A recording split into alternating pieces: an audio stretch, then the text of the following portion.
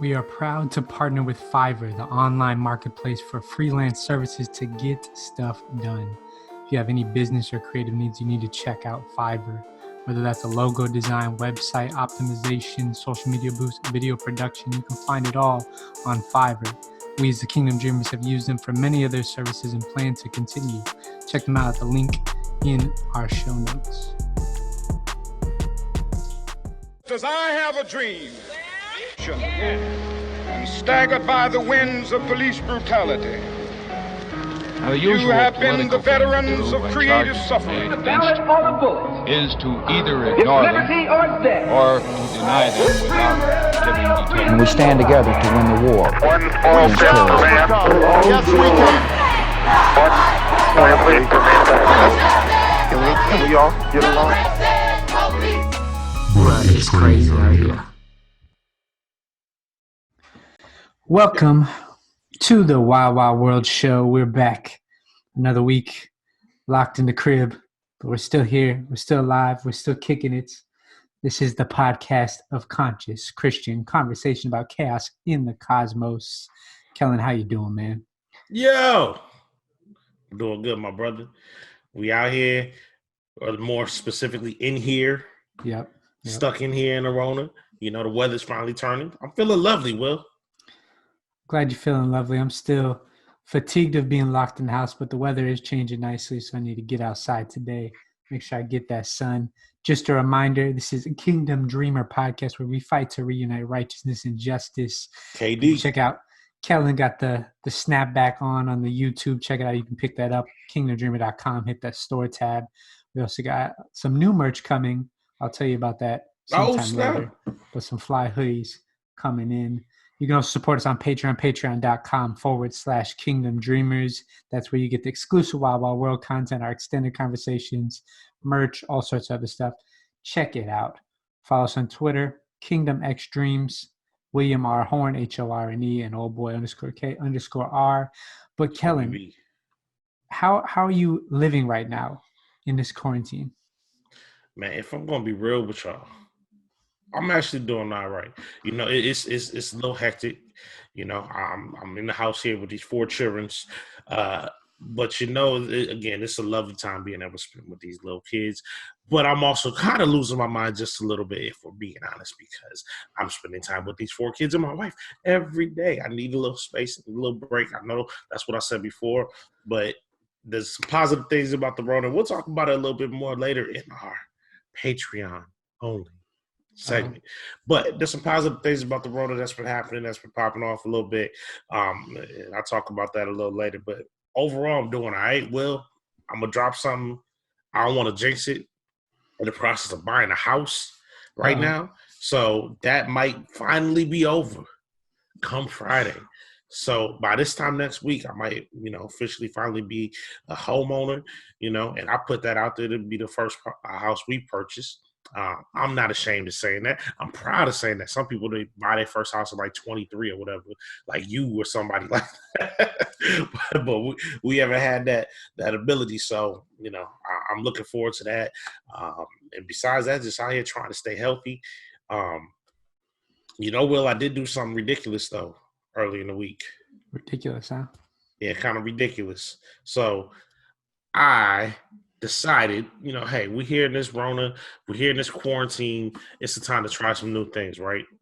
I'm a man that likes to cook from time to time, Will, as you know, because been to the crib and had some of our tasty treats from time to time. Mostly my wife, but I like to throw down a little bit too. And I said, you know what, Kels? Why don't you start cooking whole fish? All over the world, people make whole fish. It's kind of like making a whole chicken. It's more cost effective. Fish is healthier for you. And I've had it, I've gone to some friends' houses and whatnot, different times, and they had whole fish. I'm like, yo, that was delicious. I was like, yo, I should start doing that. So I went to my local grocer, and I got me 2 red snapper. Now, this is the first time I've ever done it, Will. Right?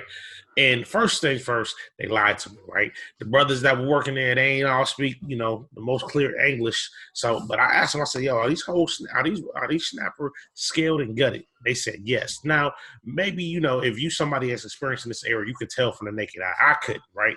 I said, are they scaled and gutted? They say, yeah, they are. Cool thing. Got him. I was like, I don't know if I really trust that dude, though. So I asked another dude, are these scaled and gutted? He said, yes. All right, cool. Get home, pull the fish out, touch. I'm like, wait a minute. These are scales. So first off, I got to go outside now, and I got to scale this joint. I'm getting scales all over the place, right? Like all over my little balcony. My wife is disgusted. It's like getting in my eyelashes, eyebrows, and like my elbow folds and all sorts of random stuff. Like I got fish scales everywhere, like I'm Ghostface. You know what I mean? Okay. So that's first thing. But then I'll get it together. I'm like, I did a pretty good job scaling this fish. I ain't never done that before. I wasn't one that went fishing and stuff as a kid. So this is new to me, right? So, I go, I'm like, okay, I'm pan fry one of these joints and put one of these joints in the oven, Will. So I do that, cook it up, looks kind of good. I kind of burnt a little bit the pan fry one, whatever. At least on one side because the heat was too high. But I'm like, whatever, I adjust the other side, look lovely. So, sit down at the table. We're eating lunch or whatever it is. I start to eat it. I'm like, it tastes pretty good. You know what I mean? Like I'm eating pan fry. I want to slice a little fillet or whatever off. I'm eating. I'm like, man, this looks pretty good. I'm like, oh, look, Cam. I look at my son. I'm like, look, you can see the spine. I pull the spine out. We're laughing. Like, yeah, I pull the spine out. Then I look at the other side of the spine, the bottom half of the fish, which was the side I overcooked, or I burnt a little bit at first. We're like, yo, it's kind of undercooked in there. Like, I think it's fine because, the part I ate wasn't undercooked. It seemed to be okay. Kept eating a little bit, finished up, moved on with my day, moved on with my life. Well, you want to know what happened about 5 a.m.? That sickness, bro. Yeah. I'm not going to say what happened about 5 a.m., but something happened about 5 a.m. And actually, before that, I woke up a couple times like I was dreaming about yakking. I went back to sleep. And finally at 5 a.m., nature came knocking. And so I spent a few minutes, kneeling in front of the porcelain throne because that undercooked fish came back to bite me. But Will, it's not gonna stop me. I'm gonna go back. I'm gonna do it again. I'm gonna try it again. Real talk, I tried to eat the rest of the baked fish that was lovely and well cooked like 2 days ago. I couldn't do it. I smelled the fish. I was like, I can't do it. But I'm gonna give it a couple of days and hopefully that memory will have gone, at least the sick memory, and I'll be able to get back in there. So that's my Rona fail so far this year. Man, that's big though. That takes guts to go out on a limb. I don't know if I'm ready for such an adventure as cooking a whole fish like that. Hey, we gotta try something. Do it. That's true. It's actually a pretty easy thing to do once a fish is scaled, because usually they gut it for you and all that. You season it, you toss it in the oven in the pan. It's not all that complicated. Clearly, though, it's like you can't undercook chicken. You know what I'm saying? It's a problem. So, the only fish I've cooked has been like fillets and stuff like that. I cook fish not all the time, but often enough. But that's the first time doing a whole one. So we'll try it again. I'll let y'all know how it goes. All right, that's gonna be the frequent update for the Wild Wild World is cooking adventures with the fish. And congrats on the house. That's a big thing. Some millennials never gonna get a house just because the way this world works. So you're doing it big out here, man. Yeah, I appreciate that. We'll hope, praying everything goes well, because nothing is finalized. So they put them keys in your hands. So making sure everything goes straight. But, we'll definitely make sure to have a virtual homecoming, or not homecoming. What's it called? Home tour? Home housewarming. There you go. Virtual housewarming party or something like that. We'll invite all our Wild Wild World people to come show up there. Y'all can definitely send me gifts. We'll do a bonus episode of Wild Wild World. It's like an episode of Cribs back in the day. There you go. We'll do it before I put anything in the crib. It'll be like a mini version of Red Man's. Yep. You'll see that on YouTube. We're going to have to make that happen. It'll be great. But yeah, that's quarantine for me, bro, has been, I don't know, whatever. I feel like I'm just super tired for no reason. I've been locked in the crib too much. Trying to work out. Still not working, man. We were supposed to talk last night. I straight fell asleep like I'm 60 years old. It's bad, bro. You need vitamin D. Maybe that's it. Like, you need to get out in the sun every once. Are you going on walks around the block, Will? I have a couple times. Probably need to do it more. I don't know, man. It might be the sun. Sunlight, the sunbeams, and you just need to be out there amongst the people. Even if you can't be within 6 feet of them, you just got to be out there amongst the people, living life in some way, shape, or form, man. It's true, man. Even for the introverts, man, not living regular life, it comes back to bite. It takes its toll after a few weeks of this mess. So, yes, that is definitely true. We need people. We need even if it ain't even deep personal relationships. We need people to be around and interact with. That'll preach. Let's get into It's Crazy Out Here. Man, crazy out here, man. First, I hear that murdering hornets have entered the country to top off our 2020 adventure thus far. What are your thoughts, Kellen? My thoughts are I'm terrified. We just mentioned I'm about to buy this house, and now I'm scared to go outside. Even when they let us outside, when they open up back outside, I know it's gonna be happening. Murder hornets gonna be waiting on us, and they're gonna be hungry because we ain't been out there. And even though I don't know if hornets eat people, they bloodthirsty at the very least. Like I'm terrified. Real talk. I'm like, okay, the first thing I need to do when we get this house, make sure ain't no wasp nest, because I don't know. Maybe the hornets want to live in the wasp nest. I have no idea. I just want to get them all away from me. So we're gonna be all on top of the house, under the house, whatever. Get rid of all possible nest areas. I need to find a way to round out all corners so they can't build nothing anywhere. I'm scared already. I don't do no murder hornets. I got stuck in the back of the head by a wasp one time when I was like 12 years old. I ain't never forgot it. I want no parts of this. And I'm about to go outside in hoodies and hats and gloves on, like in the middle of July. I don't care. I'm not getting stung by no murder hornet. It's not happening. Well, welcome to Kellen's childhood trauma coming back with the murder hornets. I don't even know much about them. I just seen it blown up on Twitter. Like, I don't even know. It says they're in the U.S. I don't know where they're in the U.S. It's probably like hornets, few. And they try to murder us. That's all I need to know. That's fair. I seen people posting on Twitter like bees attacking the hornets. So there's hope. The honeybees might take over because I don't want the honeybees around either. Well, they at least make honey. Here's the thing. Up to this point, my only like outside worry is mosquitoes, right? I hate mosquitoes. Everybody hates mosquitoes. They get on your nerves, right? Now we got to worry about murder hornets. Like, really? I mean, the reality is we all know wasps are very annoying because they're like mean, right? But they will kind of leave you alone if you leave them alone. Like, I've been, around people in houses that have wasp nests, and they don't really cause too much problem, at least in my experience. Like, they'll be over off in their corner. They just doing their thing. Murder hornets sound like they want to get up in your business and in your face. Like, I can be outside just grilling my business, and it's going to come stinging me just because I'm out there in its territory or something. Like it's a bear. I don't want no parts of it. If they start coming in the Midwest, I'm staying inside. That's fair. Yeah, I didn't read where they're actually at, but hopefully it's not the Midwest or the Mid-South as in where I'm at. It's not good, though. It's not good. Except for the worst was when you had wasp nests that got into the back of your basketball hoop. You don't know, come out their shoe hoops and they come out. I don't know nothing about that. Why don't you knock them down? That's what you got to keep a broom handle outside. They was in the pole. You couldn't see them, bro. Then you shoot hoops and they start going crazy. You got to find a way to spray them without dying. Oh my Lord! Why don't you fill it with water or something? There's something you can do. You got to do something. You can't just live life like that. How does that happen? Just always happen, bro. Every summer, my basketball hoop, the top of the pole, they build a nest up in that mug. It was terrible. And anyway, you didn't climb up and cover it? Now, I got so many questions. Well, okay. Well, there was a little hole on the back end. There was so many ways to get in. They found a way to get in every summer, man. That is terrifying. It is terrifying. It would ruin your basketball experience for a solid week until you fought them. Oh, my goodness. Now I got the creeps. Yeah, you had to get that spray. You could spray 20 feet away and work on your aim in their room when they start going crazy. Is this what it's like to live in Ohio? I guess, yeah. It wasn't too bad. It built character. Yeah, I guess. I'm good. I don't need that type of character. I don't need wasps in my basketball hoop. I don't need murder hornets swarming my head. I'm good. So y'all enjoy that. I'm gonna stay over here.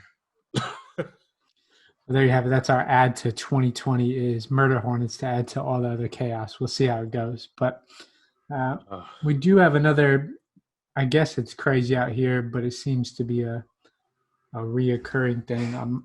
We had another shooting incident, but it happened all the way back in February and took video coming out yesterday, I believe. So yesterday or 2 days ago, not too long ago, to actually bring attention to it.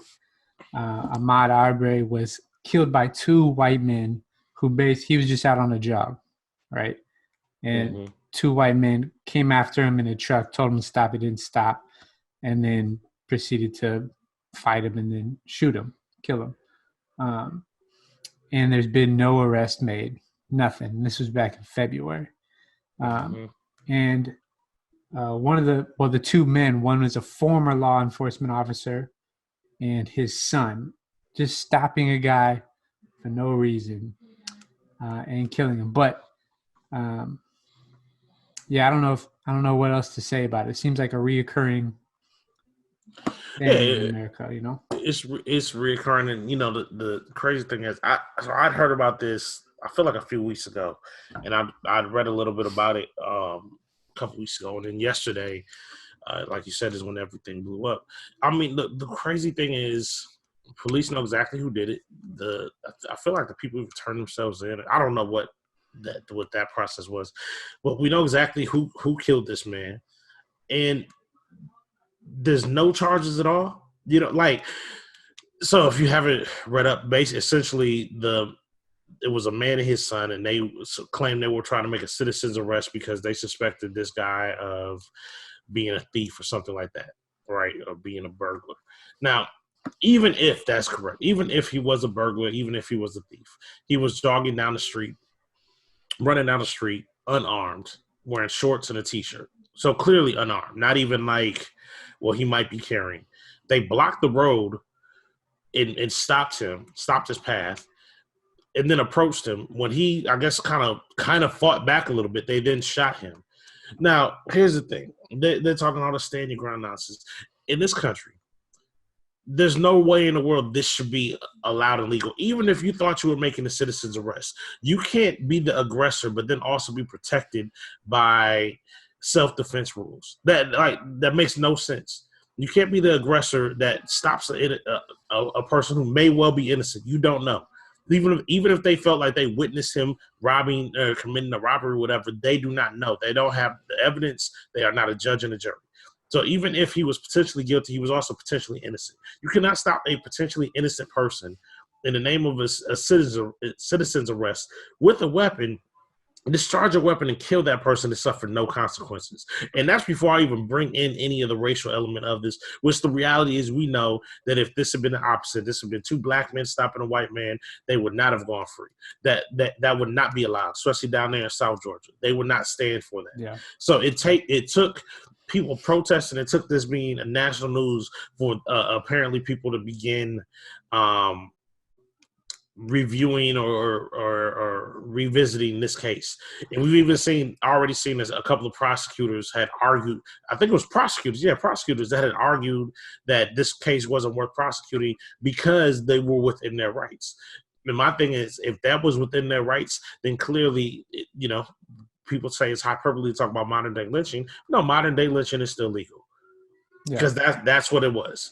It was a modern day lynching. The only difference was the whole community wasn't out there and they weren't barbecuing and taking pictures of it. But it was definitely a modern day lynching. No ifs, ands, buts about it. We've seen it multiple times, whether from law enforcement or now it's people, white males, feeling like they are the law because for most of their life they have been aligned with the law. And the law has been there to protect their interests. So now they feel justified and empowered to go literally take the law into their own hands and suffer no consequences. And it pisses me off. No, and it should. That's exactly what it is. It's a modern day lynching. It's reminiscent of Trayvon Martin, where they're using the same ideas of you pursuing somebody and then somehow being able to use these defense things but, you know, and the other thing, it didn't even get any attention till it takes a video, a point blank video to be out. And they're still not arrested even after this video has come out. But it's supposed to go, I guess, to grand jury. But the fact that it would take this video, I don't know, it just shows you the country is built on white supremacy, and that's still the law of the land for the time being. So it really is. As part of me want to be like, look, y'all down there in South Georgia, go pull them up out their house. Let's get some street justice out here. But I know that's not correct. I shouldn't say that as a Christian. But that's how I be feeling. Like, Yeah. With a lot of these things, if the justice system ain't gonna work, then take justice in our own hands, just like these other folks have done. So, yeah, man, it's beyond frustrating. It's disturbing. It's and again, I even view it from the standpoint of, even if this dude was a thief, even if he was running away from the scene of a crime, it's wrong. And I know a lot of people are saying, well, you can't even jog while black. And that's a duh. I don't even feel like that's worthy of talking about, because we know that. That's what I'm saying. Even if he was a thief. So all those don't want to say, well, if you do what you're supposed to do. No. I don't care if he just ran out somebody's house with jewelry in his hand. This is still not the way this thing is supposed to work. You still don't get to just pull somebody over, stop somebody in their tracks with a shotgun, and kill him.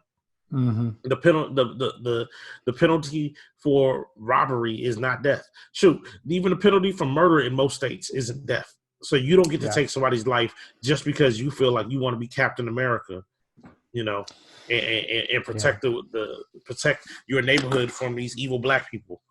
Well, and that's a whole nother thing. Like, even if you take all the clear and obvious race issues out of it, just the idea, the way America thinks about people is just lack of concern for human life, unless it's you and your own people, right? Yeah. So, like you say, even if there's crime involved, the fact that you're so willingly able to just take life and it be not a problem to you, right? So there's a lot of deep-seated issues about and this. And this is coming off of weeks where we've seen, a bunch of armed Caucasian vigilantes essentially storming in the state capitals, walking around with bulletproof vests on and all that, and not one of them got shot. Ain't nobody calling them terrorists and none of that. But we're gonna murder this black man down the street for supposedly robbing somebody, and we got folks walking around open carrying in Michigan of all places. Military grade weapons, not even just like little pistols, military grade assault rifles and stuff, Yeah, look, it's getting more and more clear to me that, look, minorities, folks need to start arming themselves, because people don't care about your life, like they don't. And so if people can gun you down in the street with no consequence, then that means, I guess, we have to be able to protect ourselves. And that's really what it comes down to. When you can say, well, that's a 1 in a million. Yeah, sure. Well, 1 in a million, fine, but I don't want to be that one. You know what I mean? And if people are able to gun you down the street and pull a citizen's arrest on you just because they think you look suspicious, then you got to be able to protect yourself. And the reality is our white brothers and sisters have been doing that for centuries. You know what I mean? That it's part of the culture and it's accepted to the point where they can storm state capitals. Well, we might want to get on top of that thing too. You know what I mean? Like, just being real. Because at some point, it's like, if this was hundreds of years ago, if the bad guys had knives, guess what? You had a knife too. If the bad guys had clubs, guess what? You had a club too. You were able to protect yourself and your family. So now the bad guys have semi-automatic rifles and shotguns, and we're walking around here with a baseball bat. Why? Yeah. I know you feel the way about guns, so I'm not trying to get into that. I ain't trying to turn you what I'm just saying. Like, yeah, I guess it's another conversation about violence and all that. But like, you do see the culture of death, violence, and guns, and it's really built on top of white supremacy. Like, they all go hand in hand. Mm-hmm. And the same thing with how the death penalty works in this country too. It's lack of value for human life. And then you put on top of that, ideals of white supremacy. So I don't know. It's continuing on repeat. We started the show right kind of when the rise of the Black Lives Matter movement was happening. So, it's been a repeated case. Like, we haven't, I don't know. It's America's history, present, and it will continue to be its future if the way things are looking. And that's one of these times where social media is a good thing, because we can share things like this. People can see what's going on all over the country and all over the world. And it's getting harder and harder to hide these heinous acts, and I can say at the very least, at least light is being shown on some of this. And so, hopefully that sparks action. Yeah. And that's That's true, and we'll talk more about that a little bit later. The power, that both the positive and negative power of the internet. Mm-hmm. But that's really, why any of these things. That's the sad part and the good part about our digital age. The fact that it has taken video, that this has been happening, on a regular. But it's not until recent time that there's even been really a lot of movement behind bringing about Right. change. And we'll see what happens with the Georgia situation. I don't know. It's just another sad reality to be lamented and for us to begin to find ways to affect change. Yeah. So. Well, and speaking of darkness and sociopaths. Are you not entertained? Are you not entertained? Is this not why you are here? Oh man, that feels like a too dark a turn right there. The Last Dance, the MJ doc. We continue to talk about it here. It's the biggest thing going on in entertainment these days, sports and entertainment. Like we said last week, to the point where people that aren't even that big into sports have been watching it. But Will, you checked out The Last Dance this week. There's a couple things that popped off that I want to talk about. But first, what was your initial thoughts on what was it, episodes 5 and 6? Yeah, 5 and 6. I mean, it's been a great documentary so far. The big thing that stood out to me from this one was just the idea of Michael Jordan's lack of social engagement, or even his I don't know, his quote, "Republicans buy sneakers too." Yeah. Like that.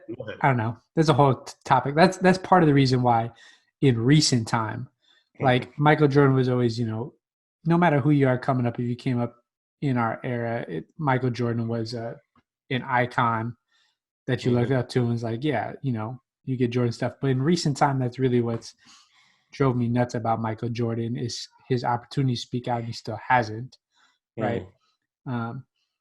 Which is part of the reason why I've always said LeBron, I think, is better, because I think he's a better human being, but maybe I'm just reading into what the media covers and stuff like that, right? Yeah.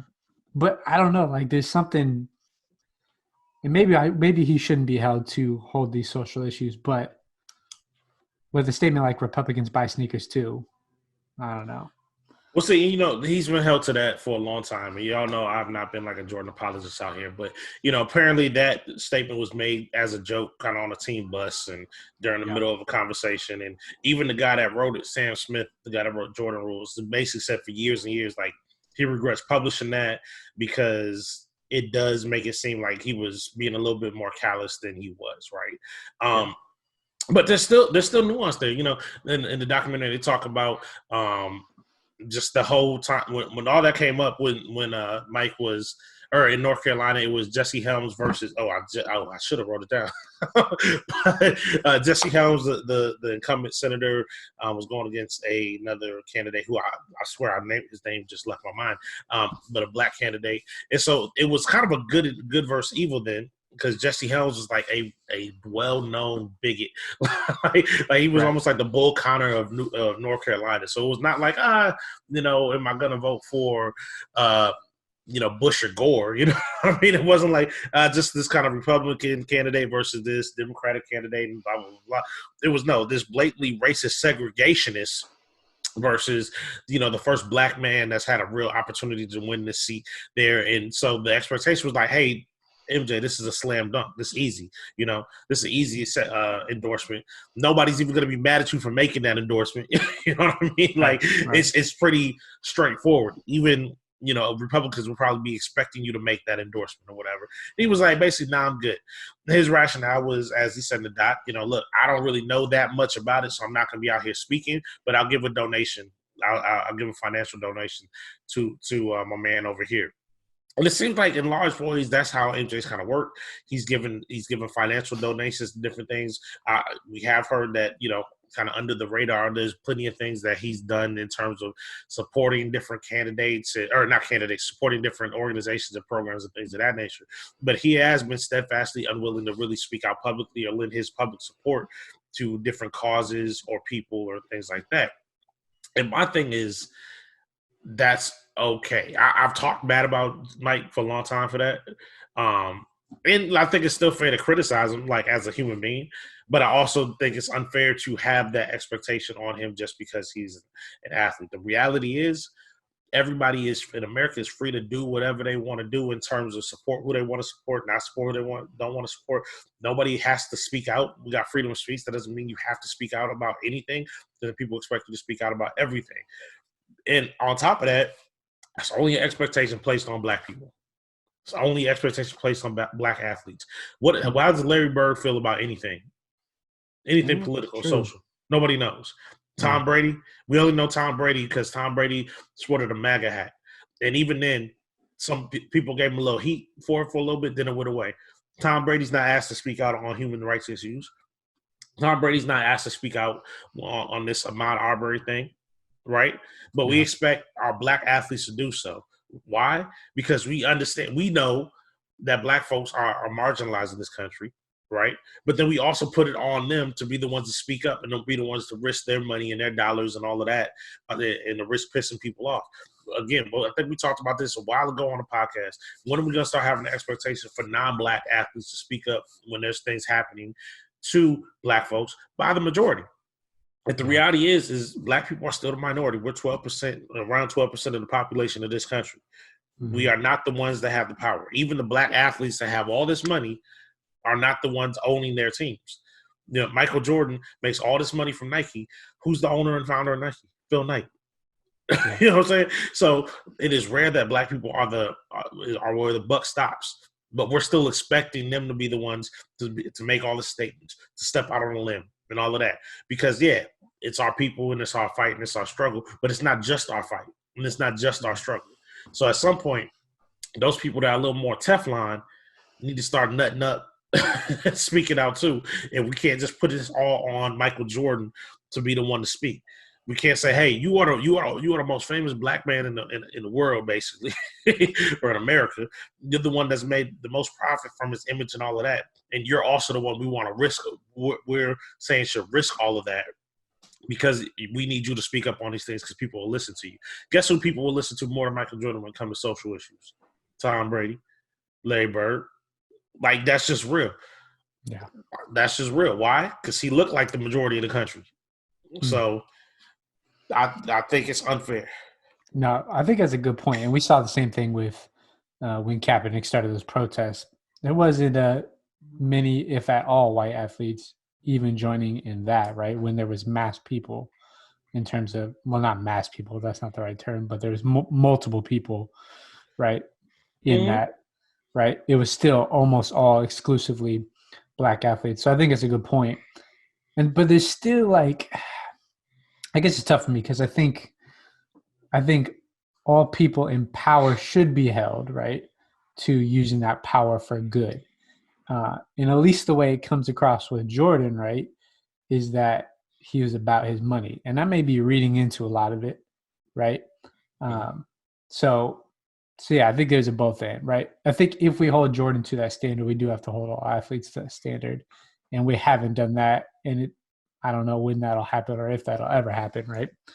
But there still is something to say that when you get some type of power, money, and social voice, for you to choose to not use it for others is wrong, in my opinion, right? See, I hear that on some level, though. I do know, like, and again, so what we're talking about specifically is things like justice and race.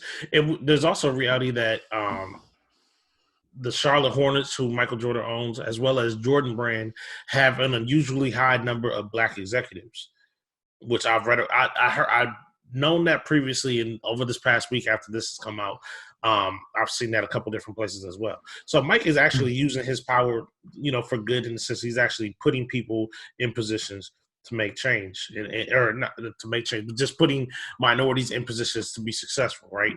But I agree, I agree with you on a level of, hey, to much is given, much is expected. If you have a voice, use it. All of these sorts of things. But we're putting that expectation. We're in a capitalist society.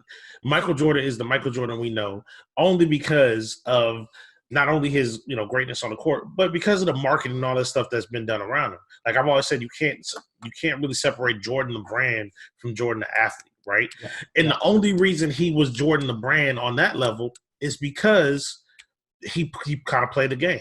Muhammad Ali is ultra famous. Name a Muhammad Ali endorsement. Yeah, there's a reason. You remember a Muhammad Ali commercial? No, and granted, it was a different time. You know, Ali was before Jordan, and Jordan kind of revolutionized all those things. But the point is, if Jordan chose to go the Ali route, you know, which is an extreme, by the way, Ali literally went to jail for some of these things. You know, would he be beloved as he is now? No. So would he be the Jordan that has all this wealth and power? No. You know how I know? Because guys like Kareem Abdul-Jabbar, Bill Russell, folks like that did a lot of speaking up and standing up for rights. Jackie Robinson, when he was like, did all the none of those guys reach anywhere near the amount of money, power, and fortune that Jordan has. And again, with the caveat of it's a different time and the way Jordan's thing kind of went, revolutionized things. But we talk about Jordan, well, you have all of this, so you should give us this. But we ignore the fact that the only reason he has all that is because he chose to go about things a different way. Again, this is not me giving Mike a pass. I would love it if he was out there speaking out, you know, like LeBron, even on the basic things that are like something like this Ahmaud Arbery thing. Like, I think it's pretty easy to get out there and say, you know, hey, this was wrong. But that's not the way he lives his life. And the only reason we had an expectation is because he's black. And as a black person, on some level, I'm like, yo, Mike, what's up? You know what I mean? But I also recognize that the part of the issue with being black in this country is as soon as you get a little bit, as soon as you get something, it's like, hey, life has been so rough for everybody else that now you are expected to risk everything you have, you know what I mean, to be real about these issues. Even like as a regular guy in the workplace, when different conversations come up, like conversations about Black Lives Matter and Blue Lives Matter come up, sometimes you have to make a decision. Do I speak up how I really feel about this, or do I and risk alienating the people at work, the people that have the power to hire and fire me, or my peers, you know, who end up being my network, you know, or do I keep my mouth shut and keep it moving? You know, like that's something that I actually write about that a little bit in this book I'm trying to get out here. But that's something that we deal with on a regular basis. Like we have the burden of always having to either represent all of Black culture or represent the you know, the element of justice that needs to take place. We can't just we don't get the luxury of just sitting back and be like, all right, I ain't gonna worry about that at the moment. And sometimes we don't even want to, you know what I'm saying? Like, out of love for our people and desire for justice, we want to speak up, but we don't have the option. I mean, if you white, if people are talking about politics or whatever at work, you can ignore it and move on, and it, like whatever don't affect you. You don't feel that burden or that urge to participate. People don't look at you for answers either. So it's just another one of those things where like we can't really catch a break. Yeah. You know, if you make it, you're expected to risk everything you have for the sake of everybody else. You know, it's just constant. Yeah, no, that's fair. And that's a fair point to have. I mean, hopefully some of that's changed. We see Nike came behind Kaepernick after everything. But, you know, there's a long way to go before that's a reality. Nike had made a marketing campaign to make more money off of Kaepernick. Yeah, that's the thing. They didn't really look come at out. Nike as they didn't throw their weight around anything to really make a change in the situation, you know.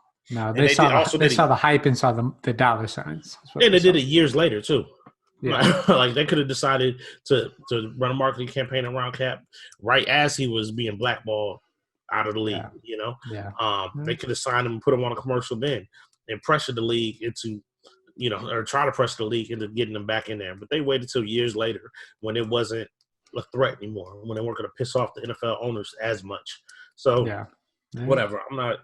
I don't buy that Nike nonsense like they were doing anything altruistically. That's true. It's the dollar signs at the end of the day, because basically. But you know, another thing that I wanted to touch on briefly with The Last Dance, you know, I think it was episode 5. They talked a lot about the Isaiah Thomas, and I'm not going to spend too much time on that because, you know, if you're not a basketball fan, it didn't matter too much to you. But essentially, Isaiah Thomas was the leader, the best player on the Pistons, the team that was constantly kicking Mike's butt for a few years there. And they had walked off the court one year when the Bulls beat them. And basically, there was a lot of bad blood between Isaiah Thomas and Michael Jordan. And apparently, Isaiah Thomas and a lot of other folks on the 1992 Olympic basketball team, a.k.a. the Dream Team. And so Isaiah Thomas was left off the Dream Team. And the word has always been that it's been in large part because Michael Jordan didn't want him on the team. And the doc, like, kind of denied that. He said, well, it wasn't me necessarily, but there was a lot of guys that had beef with Isaiah, and they told me he wasn't going to be on the team, but I never said his name. That basically kind of plausible deniability, but not really denied it, because he even later came out and said, look, if Isaiah was on the team, it would have changed the dynamics, because, you know, these guys basically had to spend like a month together on this tour. So, but the thing that it brought up to me was, I actually was having to talk with one of my sons about this. I said, look, the way you treat people and the way you come on to people does matter. But even more so, the idea of holding grudges. You know, I found it interesting because this doc is, you know, the drinking was in 92. So this is, 28 years ago or something like that, when this happened. And even during this doc, Mike said, hey, no matter how much I hate Isaiah Thomas, I still acknowledge he's a great player. And I said, man, this man is holding his grudge 28 years later. And so, you know, it just brought up the topic to me, Will, about holding grudges and, you know, thinking about life. You know, is it easy? Do you hold grudges, Will? Do you, like, are there people you got beef with, you know, from 20-some years ago? Maybe they don't even know they got beef with you, but are you holding grudges? Do you let things go easily, Will? I mean, I think so. I guess I haven't ran into a situation. I don't think I'm holding any grudges. Maybe I need to self-evaluate. But it was pretty wild on the doc because Mike looked legit like mad just at his name. Like He looked like he really he wasn't just using hate in like a rhetorical way. Like that dude really hate the dude. Yeah, so, disdain. Yeah, like you could see it on his face. So it's like it is pretty wild, but it's not surprising. I guess it's not unique.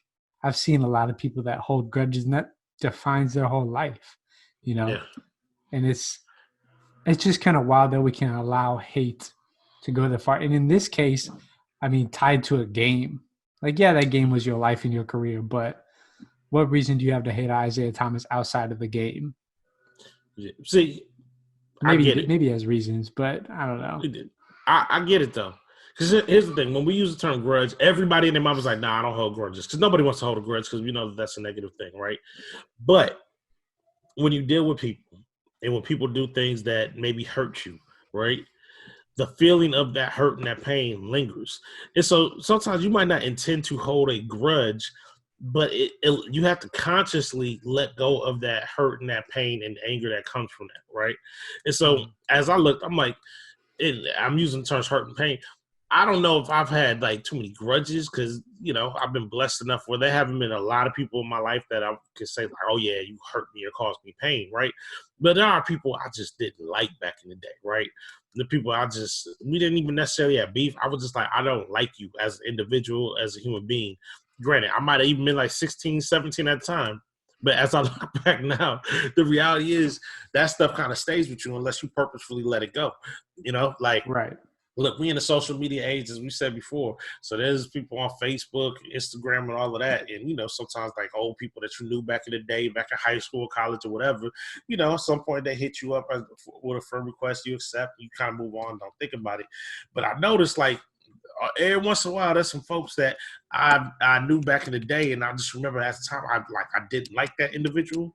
And it's still there, like, and I'm like, yo, I see them make a post something, and like a little piece of me be like, ugh, like I don't like that dude. It's like, why do I not like that dude? Like it was 17 years ago at this point or whatever. Last time I interacted with him or whatever the case may be, and I'm just throwing out numbers. So I don't want nobody out there trying to calculate like, is he talking about me? But I mean, it's like it's been years since we interacted, and maybe I didn't like the high school or the early college version of that person, but we're completely different people now. We grown, but part of me is still like that initial like, ugh, you know what I mean? So I can understand if somebody did something to you that really like, you know what I'm saying, like really got you. Are you not like put it this way? As I'm talking, there's some people that actually did do some shady things to me, and like I still don't rock with them to this day. Like to this, like maybe they're a grudge.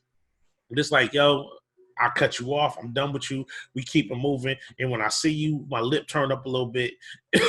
You know what I mean? And then I move on. So it ain't like I want to smack you if I see you. You know what I'm saying? But I can understand why somebody as competitive and as maniacal. I don't know how to say that word. I've only read it, so I don't know how to pronounce it. But maniacal and as crazy as Michael Jordan, you know, can really have disdain for somebody that he was competing against and felt like disrespected him or dishonored the game or whatever back in the day. Yeah, well, and that's fair, and that's why I'm saying it's so widespread. Is, you know, people may not want to acknowledge it, but people hold grudges, and the reason it's so widespread is it takes intentional work to not have those things, to actually seek reconciliation at some level, and that may be hard depending on situations how that actually looks. So it's it not really surprising. It really does. There was one situation where there was somebody I ran into, it was years ago, and we had not got along like in high school, you know, for some various reasons, and we kind of had it out a little bit. And later on, the dude he like really, you know, we encountered each other again. He was like, "Yo, I was a jerk back in the day." You know what I mean? He's like, "My bad. I apologize." You know, and so we moved on. But it took somebody, and that it wasn't me, so I'm not giving myself credit. But we took somebody being intentional about, yo, like, let's move on. And again, that's the time we knew we ain't really rock. Sometimes if you just got beef with somebody, I'd encourage you. If there's somebody you didn't like back in the day, be intentional about trying to let that go, you know? But maybe even scroll through your friends list, because sometimes you don't even think about it till you see it. Scroll through your friends list or your phone contacts or whatever. Anybody you see that you had issues with, try to let it go. You know, just try to move on, because it is healthy. You know what I'm saying? It's good for the soul, and you feel good when you're able to forgive and move on with your life. Yeah. Well, and that's true. And that's big on that dude to be able to actually be self-reflective and be like, yo, I was really a jerk. And actually come to you and say something like that. Like, that's huge. Yeah, that's no, it hard was real. work. I respected it. I was like, I respected that man more than I ever had before. Because part of the reason I didn't like him, because at the time he was kind of a jerk, and I was the only one calling it out. You know, but it's still, you know, I was still wrong in some of the ways I handled. So, anyways, there was one last thing I did want to point out about the doc. I'm not trying to spend too much time on this, but the one last thing is we kind of came into this thing with the impression that, hey, this is going to show, you know, all the sides of Michael Jordan. You know, the Michael Jordan, the sociopath, Michael Jordan, the dude that fights his teammates, Michael Jordan, the one that's kind of a jerk to people, whatever. And so far, I got one or two conclusions. Either one, Mike really wasn't like that crazy of a person, which will be weird because we've been hearing for years about how he was just so hard on his teammates and all of that. And it's not really here in this doc. Or two, the thing that I think is correct. This is what happens when the subject of the documentary gets to be an executive producer on the documentary. Basically, everything here, Mike had to kind of sign off. Now, I know the story is he told him, oh, well, you can use whatever you want to use, da-da-da. I'm good with it. But this thing has pretty much treated Michael Jordan with a little bit of a – nobody's really dug into Mike. You know, even we had the element of the Republicans buy sneakers too, and that whole thing, as we just talked about. Nobody really got out there in this doc and really dug into Mike. They ain't really give it to him. They ain't really like throw the criticism at him. Like, it was kind of light. Like, most of the criticism will come from outside of this. And so, like, yeah, they kind of pulled the wool over our eyes here with this marketing, trying to make it seem like, yeah, this is the real unvarnished MJ and all of that. We're going to keep it real about, you know, who he was and all of that. Yeah, nah. Unless we see some of these next couple of episodes, they kind of played us. Yeah, I was really surprised these last, especially as it got into like the gambling and things like that. Like, you know, gambling is a serious issue, and it basically got sympathetically pushed off as like he just competitive, right? And it's like gambling is more than competitive. Like, there's other issues with it, and it's like, you know, I don't know, maybe I'm making assumptions about his gambling stuff like that, but the way it was portrayed in these things, I thought we were going to get maybe a more real stance on seemed really soft on it. So yeah, I feel like it's definitely not giving me what I expected. I think it's still a great documentary, but it's not giving me what I expected in terms of like rawness and realness of the issues of MJ and that. They even touched on the gambling and the political thing, and even a little bit on race, kind of in the sense of like, we can't not mention these things because if we don't mention them, it'll be, too noticeable. But we're not going to really dive too deep. Like they mentioned the fact that Mike was gambling with people that were being brought up on like federal drug charges and things of that nature. But then they kind of skirted over it. He got out there kind of cop please, say, hey, look, I didn't know whatever, and everybody just kind of okay, we move on. The Jesse Helms thing, they gave him an opportunity to kind of give his explanation, and they kind of moved on. But there was no real pushback. There was like basically what this doc is saying is we're gonna mention the thing, and then Mike gets to have the final word, which I guess on some level is fair because it's kind of about him. But to promote it kind of as we're gonna be real and unvarnished, and then just say, well, whatever Mike says, we're gonna operate as if that's the truth. As if that's the reality, like especially like you said with the gambling thing. Mike said what he said about the gambling. Nobody really pushed back. Like, and the things he was saying was kind of addict behavior. Like, nah, if I had a problem, I'd be poor. My wife would have left me. If I had a problem, this way, like, no, you're rich. You can have a problem and not be destitute. You know what I'm saying? You can have an alcohol problem and not be dying of liver failure and without being a functioning alcoholic. Like, you don't have to be all the way at the end of the line, at the end of your rope, still have a problem, And so it's kind of like we're just skirting by this stuff, and we're kind of giving Mike a pass for everything. And he's coming out looking rosier than before. A lot of people said, oh, no, I like Mike even more than I did before with this. Maybe that's fair. Maybe that's, a possibility. But I don't think they're really – it's not like the old 2020 or NBC News. We're about to do a hard profile on this person. You know what I mean? They're not really putting too much pressure on the man. So yeah, I've even seen 30 for 30s that go harder at athletes with the athletes. And it just seems overly sympathetic. So it's like I think it's a good documentary. But, yeah, you're right. The hype of what it's supposed to be doesn't match what it really is. It's just it's really sympathetic towards Michael Jordan. And that's fine. If it came out and said, look, there's a Michael Jordan produced documentary that's about Michael Jordan. I would still be there. Things. Yeah, we'd be there. But that's not really how they kind of presented it. It was, so it's real footage that's been hidden for decades. Right. And, Mike didn't want us to see this side of him. And which makes it even more that, if that was intentional, it's kind of even more slick where – they kind of presented like, oh, this is stuff Mike ain't want to see because it makes him look so bad. You're like, oh, that ain't so bad. Like, this is what all the hype was about. This is how bad it was. Oh, then Mike really was a good guy. You know what I mean? Like they're kind of playing this. But so I just want to acknowledge that so that, as y'all are watching, just understand kind of they pulled the wool over our eyes just a little bit. But we're still rocking with it. It's still fun. Anyways, before we move on, though, did just want to let all of our Wild Wild World listeners, all of our people know about one of our sponsors, Stitcher Premium. Stitcher Premium is free for all of our Wild Wild World members, or listeners, I should say, for 30 days with the code Wild World, not Wild Wild World, just one Wild World. Again, you'll get Stitcher Premium free for 30 days. After that, it's just $4.99 a month or $34.99 for the entire year. So, what is Stitcher Premium?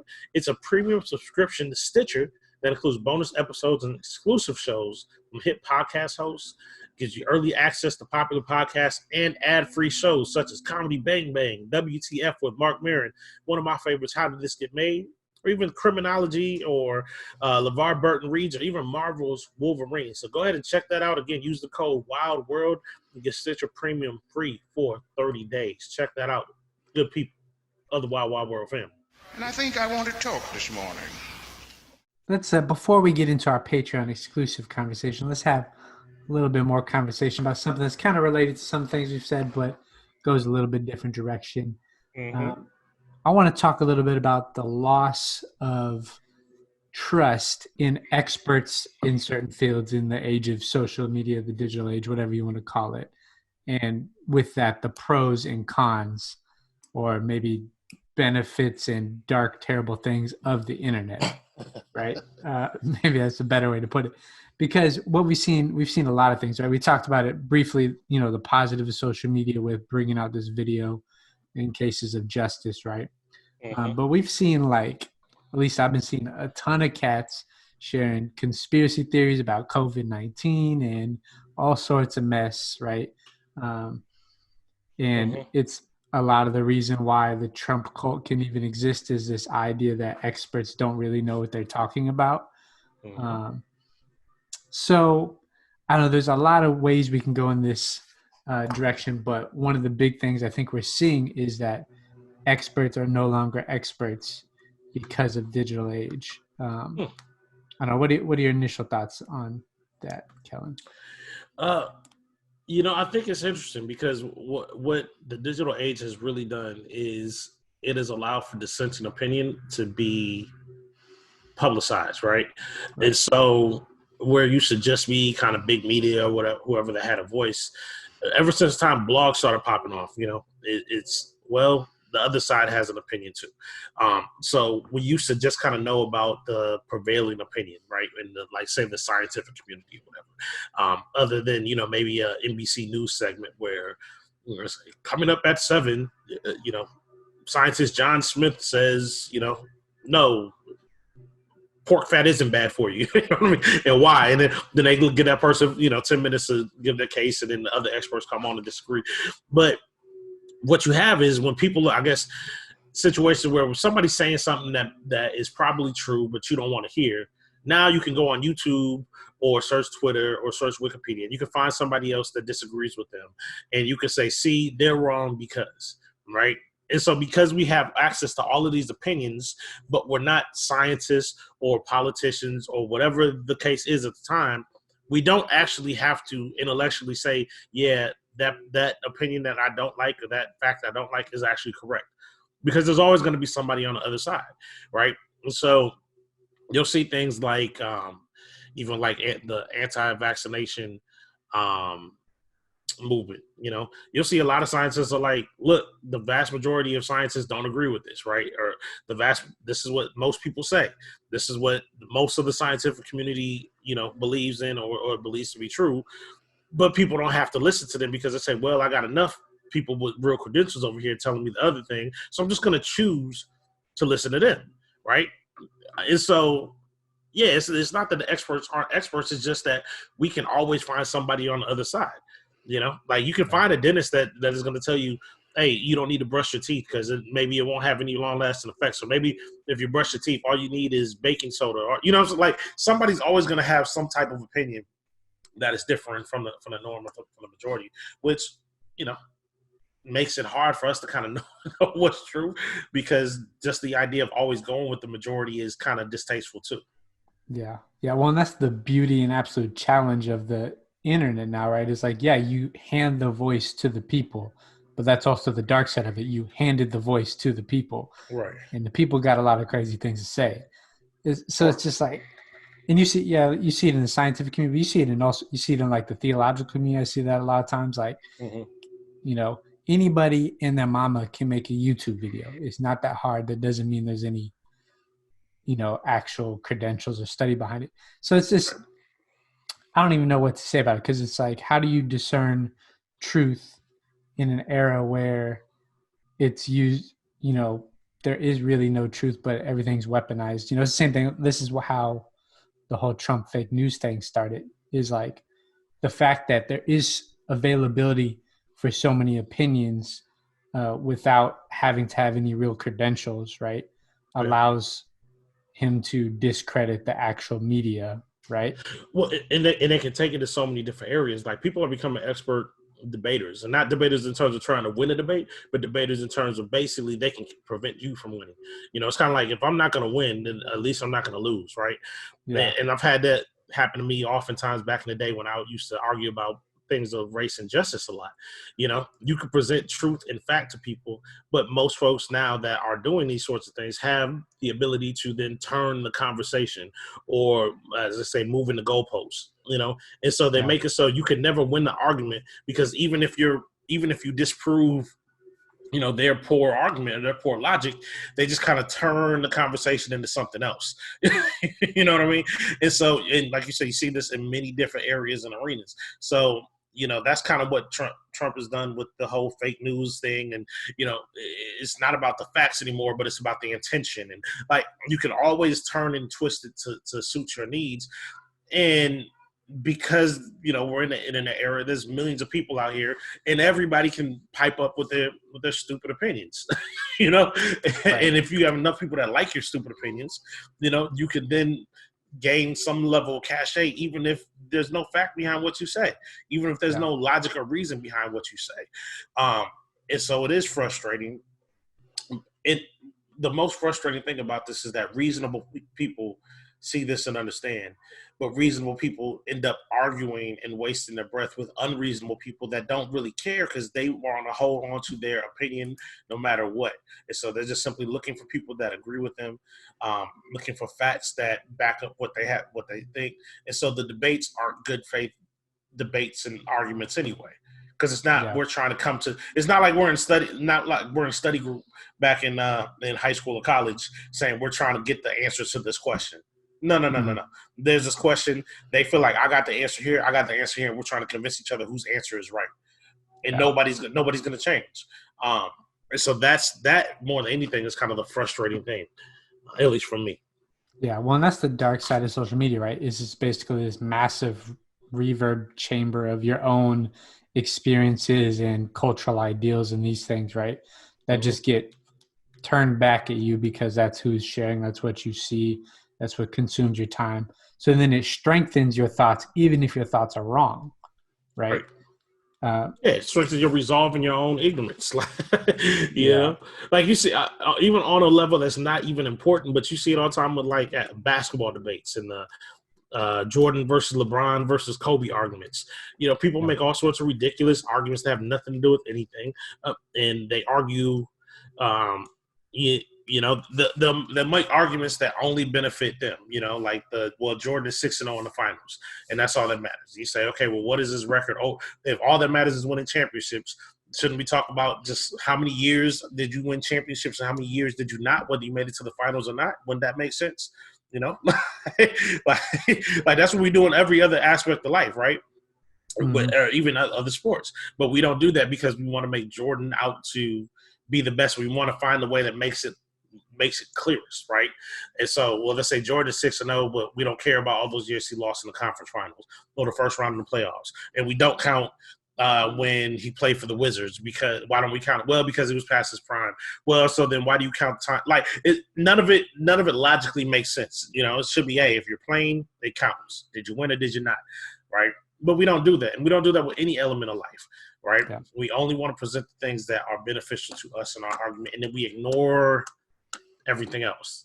Yeah, well, and it's become evident that most of the world has not had any training in logic, because logic is the last thing left out, just basic logic. But the other thing with this too is, right, that expertise, like you could have spent your whole life studying a certain subject, right? Dive into everything like that. But if you don't have internet clout, if you don't have influence, right, if you don't have a certain number of Twitter followers in that check, what you say really, you know, so it's this other aspect of talking heads within these communities, you know, which is this whole social media. There's such a like distortion of it, right? Of who actually has power to speak. So it's like it does the opposite, right? It gives power to the people, which is good because, you know, getting the voice out of power allows us to, you know, start movements of justice, lots of things, right? But then it also relies upon arbitrary numbers for who we trust, right? Whatever influencer is. And that's honestly one of the reasons why it's been hard for me to like up my Twitter engagement, because I'll scroll through, you know, to just kind of see what's going on or see jokes or whatever. But you're right. You know, as somebody that was not heavy, you know, into Twitter before, and I don't have a high follower count because I'm not cracking a bunch of jokes and whatnot, it's like you can't really hop into a conversation and be heard. So you're kind of screaming against the wall. And it's irritating and frustrating. And even there's even been times where like I have said, okay, let me pipe in and give my opinion on this, even when it's not, you know, with some national figure that has 1 million followers, right? But people will joke say, "Oh, you only have so many followers. Like, why should we listen to you?" You know, they can be arguing over what's the third letter of the alphabet, not coming to say C, and they're like, well, you only have 200 followers. Nobody cares what you think. So it's kind of like, what's the point, you know? And as you said, so then, and people have learned the game, you know, that's why people are out there shouting dumb stuff and, you know, flaming the fans, because people know the way to be heard and the way to gain clout and all of that stuff is just to gain followers and traction, and then more people, the more followers you have, the more people have to kind of listen to what you say, because like you said, that's how the game works. And so that's kind of why I stay away. And it's the same thing on YouTube, all of these places, you know. And the only way you get followers is to kind of say things that get attention. You know, you can't be out here, and that's even, I mean, transparently, that's even some of the thoughts I have with this show itself. You know, like, we're not people that are just gonna be out here yelling stuff to the wind. We're not yet saying things that are outrageous. Maybe they're controversial because some people don't agree, but they're not outrageous. We're not just saying stuff just to say it, you know. And trust me, there are times when I feel like I want to throw out this kind of outrageous opinion, because there's parts of me, like, even when you know, we talked earlier about Ahmaud Arbery, like, there's an element of me that is like, hey, let's go out there and pull these dudes out their house and stomp them out. You know what I mean? Like, there's an element of me, but I'm not really putting that out there like that, right? That's just an element. That's not the majority of how I feel. But there are people that would make a podcast and just say that'll be the title.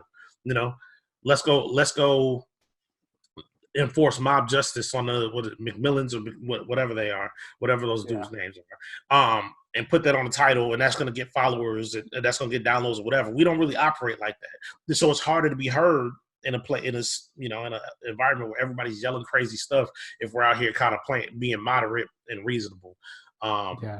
So the reasonable people don't get listened to, and so we just got a bunch of crazy people yelling at each other. Well, and that's what I'm saying. It makes it hard to have honest conversation. And then you add on top of this, you know, realities like quarantine and stuff like that, where everything's now over the internet. Like, it's hard to have honest conversation because everything's built around influencer clout. And that's why you can go buy followers. Like, don't believe these numbers. Cats buy followers on Instagram and Twitter all the time.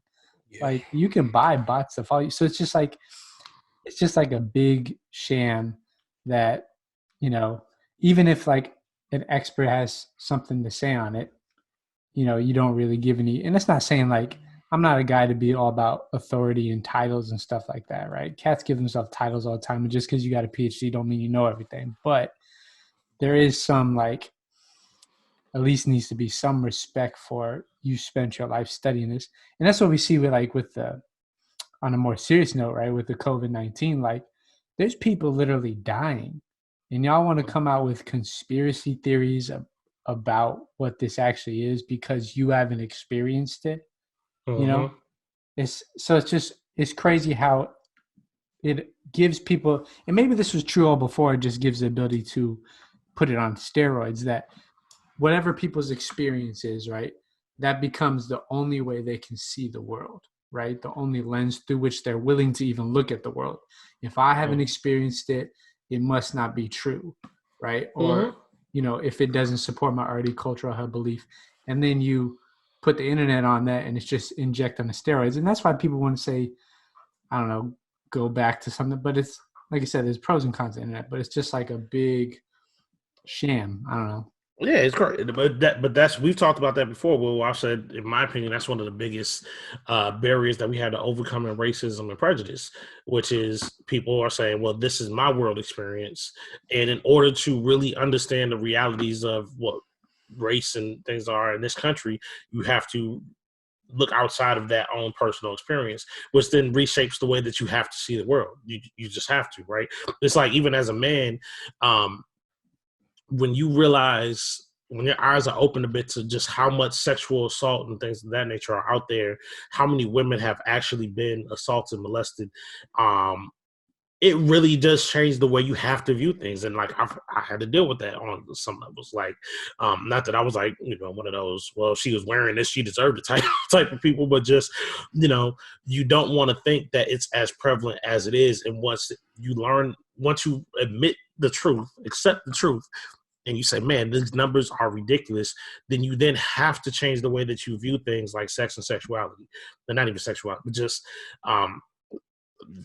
sexual. Well, I guess sexuality, but sexuality in general, right? And how men actually are, and how we view women, and how we look at women, and what effects that has on us and on the women. Like, you just have to, right? And so it just changes the way you view things. And the same thing with race. Like, if you're going to really actually look at what the realities are in this world, a lot of folks have to change the entire view of this country. And people are not willing to do that. And we see it on a smaller scale with all of these things, whether it's the COVID, whether it's vaccinations, whether it's all of these things. And it's not just science versus faith or anything like that, but it's just we decide that because I think this, then this is true. Mm-hmm. Instead of saying, let me look at the facts and look at the information available about this particular subject. And if my opinion does not align with the facts, then I need to now evaluate where I get that opinion from and if it's valid or not. But right. we're not willing to do that. And as you said, it's on steroids now because it was happening before, but now people mm-hmm. have now people have access to seeing other people agreeing with them. Like you remember, like you heard of Stormfront? Stormfront. No. Yeah, it was basically like the most well-known kind of racist website message board community out there, right? Where all the racists and neo-Nazis or whatever can get together and spew their hate. It's one thing if you are little Johnny Smith, and you hate black people and Jews and all this stuff, and you don't really have anybody you can talk to about it, but you've been watching YouTube videos that going down that well, and so you have all this hatred in your heart individually. But then you go, or maybe you're kind of on the fence, but then you go on Stormfront, and now you see a million other people that are stoking those flames, and that are playing into that ignorance and all of that. And so now you're emboldened in your ignorance, so that's kind of what we have. People are emboldened in their own ignorance, wrongness. And that's on both sides of the aisle. So I'm not trying to say it's everywhere. Yeah. That sort of thing. Yeah. Like I see, they got this, people call hoteps. You don't know what a hotep is, look it up. Right. And I don't necessarily even agree with the use of that terminology, whatever, but they're like fake woke people, I call them, like extra woke folks. And they start talking, some kind of next level stuff about race and all this sort of thing. And I'm like, some of this stuff ain't true either. I got love for my black brothers and sisters, but just because you say it doesn't make it true. Just because you say, well, our roots are here with black Israelites and this, that, just because you say it don't make it true, right? So you see it going on all ends of the spectrum. So I'm putting that out there just so you don't think I'm, playing myself. Well, that reminds me. So, I mean, with all this, it takes great humility for people they have to humble themselves and actually be able to see other people's experience, hear those, and collect it all together. And people aren't willing to do that very easily. The one last thing, I guess, with this that I think we could have a slight conversation about is, though the idea of expert is lost, right? That they don't carry as much weight. The authoritative stamps of certain thing of expertise are still used, right? So what I mean is like people always want to use science, right? Say this is scientific, even if it's not, to prove their point. It's the same thing with people always want to use, it was just whatever it is, trending on Twitter this morning because of the National Day of Prayer or whatever. They want to use Jesus to support whatever their held opinion is, right? And we see that with Republicans. So it's almost like there's a loss of expert, but there's still these authoritative stamps that we want to pimp to support our already held views, I know. Like, and you see that, like I remember just recently, I was listening to somebody who was giving a message. No, they weren't giving a message. They were debating. Had to do with sexuality and Christianity, and they were talking about the gay gene, and they were saying, "Well, we haven't found a gay gene." And I briefly was like, "Is that true? Have we not?" Because there's been so much talk about this stuff, and so some people say, "Well, there's no gene that we found that's a gay gene," and others say, "Well, homosexuality is natural because we find it in nature." And other people say, "Well, the times when it's in nature are extreme time." And there's all this scientific fact that's going back and forth and back and forth and back and forth to the point where it's hard to keep it straight. It's hard to keep straight even what is true and what's not. And as you said, everybody is stamping like, yep, this is the case, right? You say with abortion, well, the facts are a baby isn't a human until this date. Boom, stamp approved. Well, the facts are the baby is a human at inception. Boom, stamp approved. And it's like everybody is saying their opinion based on the facts. and saying it, like you said, with air of authority. And so it doesn't really even help, why? Because it's not like, even if there was I'm sure there's like a national science council, even if there's a head scientist, whatever, people don't listen to them anyway. Right. Like, like people don't listen to the president. People don't listen to the head of law enforcement. People don't listen. Like, there's no authority anymore that can speak with any sense of finality that people would respect. You know, and so there's so many opinions. There's so much out there that I don't know how we can go back. I don't know how we can get to a point where we can find true answers that everybody has to acknowledge. I don't think that's happening again. Yeah. I don't know if we have any answer solution. I just find it funny that there's this, nobody trusts experts, but we always use expertise labels like scientific or according to the Bible. Like, no, that's not really what that means. Like stuff like that all the time. And if you throw those terms out, then somehow it's true. I think part of it is just there's a lack of willingness, at least in the American experience, to even look, like to even do work. We're so inundated with information that so-and-so said. That's what we just get our avatars and say, well, so-and-so said this on what. But the other element is there's no consequence to being wrong. Like, what's the consequence to being incorrect? Like, you got somebody like, and I hate to even mention the name, but Tommy Lauren, who was just some random woman that decided she wanted to be a reporter and then just started saying wild, blatantly racist stuff, and got all these followers. And even if she says something completely crazy and everybody knows is incorrect, it doesn't matter. There's no negative effect, because if you say something crazy, guess what happens? Your name starts trending, and all the other crazy folks come out the woodworks and will follow you on Twitter. Like, there's no consequence to being wrong anymore. And so if there's no consequence to being wrong, we can't control it. We can't control people throwing out this nonsense. Which means there's no motivation to actually look into something. It's the same reason why titles, it's all about clickbait and titles, because mugs read titles and think they know what things they're talking about. Nobody actually reads the article, right? It's the same thing. It's just a lack of engagement. But I don't know if we have any answers. We need to title this episode "We're Right About Everything" and just put like hashtag coronavirus, hashtag Tommy Lauren, hashtag abortion, like all the hot button issues. Just make a super clickbaity title just for this episode. That sounds fun. Yeah, I don't know. Maybe it seems pretty hopeless, but I think it calls us as people to really be people who seek out truth that aren't, and not, because you can't go to the super cynical side of this, like, oh, there's no way to find out the truth and this, that. Like, there is truth. You just got to be humble enough to do some work to find that and be willing to get outside of your experience, be willing to engage with multiple things. Be willing to be led by the truth that you find and not your emotion. Yeah. Even as a person of faith. Yeah, and being willing to change when you find out you're wrong. Just being willing to be learners, because that's, once mugs find out they're wrong, they probably get hurt and they'll just argue to the pit and not be able to change. So that's the thing. People hold on to their truth because it's about their worldview, and they don't want to change their worldview. So right. Yep. Hey, but with that, we're going to continue this conversation on Patreon just for a little bit longer. We got a few more nice things. We're going to talk. What are we going to talk about, Kellen? You had a nice little topic you want to talk about. We're going to talk about friendship during the coronavirus and also during the technological age, friendship, long distance friendships and relationships and things of that nature. So we're going to keep talking about this this technology. We're still on the same theme. So if you have not yet signed up for Patreon, hey, again, this podcasting thing ain't free.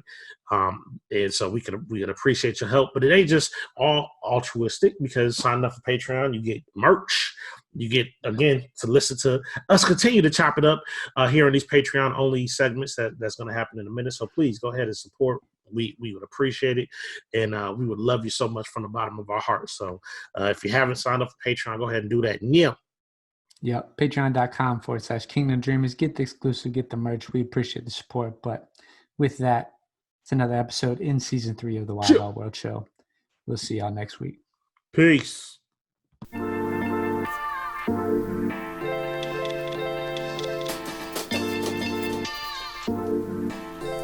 Thank you for listening to another episode of the Wild Wild World Show. Make sure you subscribe, rate, and review. Follow us on Twitter at KingdomXDreams and learn more at KingdomDreamer.com.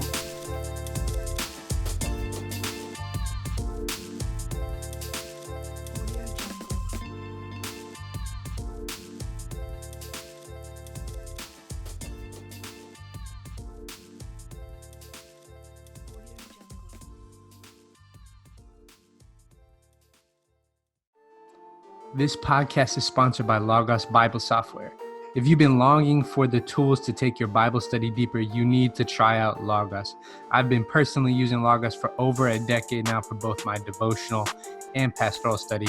Right now, Logos has partnered with the Kingdom Dreamers to bring you exclusive savings. Check out at logos.com/Kingdom Dreamer or click the link in the show notes for our exclusive offer.